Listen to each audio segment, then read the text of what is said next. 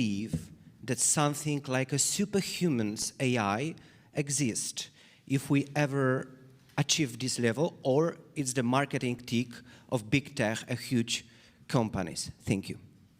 Let me answer the second question first.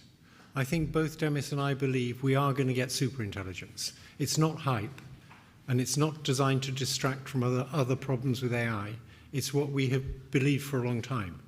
Now, I thought it would be much further away, but the speed of recent developments means I think it's going to be quite soon. I think between 5 and 20 years. I think Demis thinks in about 10 years, we'll get something like superintelligence. And we have to worry seriously about how we stay in control then. For us, actually, starting a DeepMind back in 2010, we did sort of think through what would happen if we built these kinds of intelligences. Of course, my passion is always to build these types of tools to help us with scientific discovery, as we see today. And I think we'll get amazing things out of that, cures for diseases, helping with energy, climate, a lot of the big challenges we have in front of us as humanity today. But we've always been cognizant as well of the risks that come with any powerful general purpose technology. And I think AI will be one of the most powerful, if not the most powerful technologies humanity will ever invent. One of the shorter term dangers of AI is the development of lethal autonomous weapons. And there isn't going to be any regulation there. If you look at the European regulations, for example, they have a specific clause in them that says none of these regulations apply to military uses of AI. So governments are unwilling to regulate themselves when it comes to lethal autonomous weapons. AI is very important technology to regulate. But I think it's very important that we get the regulations right. And I think that's the hard thing at the moment, is it's such a fast-moving technology and evolving so quickly. What we would have discussed regulating a few years ago is not what we would be thinking about regulating now.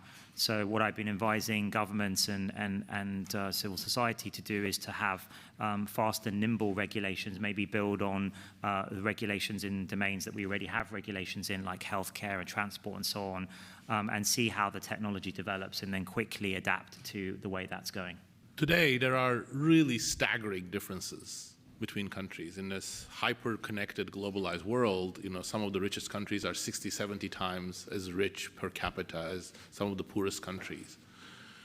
Look at before the Industrial Revolution, those gaps were perhaps 3 or 4-fold. Disruptive technological changes or disruptive events often have the effect of creating new divergences. Industrial Revolution was definitely one, world wars. And I think AI promises to be a disruptive one for good and bad. So there is a danger that it will actually widen a lot of gaps. The potential is there, I think, to use AI in ways that could help developing countries, as is quite possible to use AI as an information technology to help workers who are falling behind, students who are falling behind.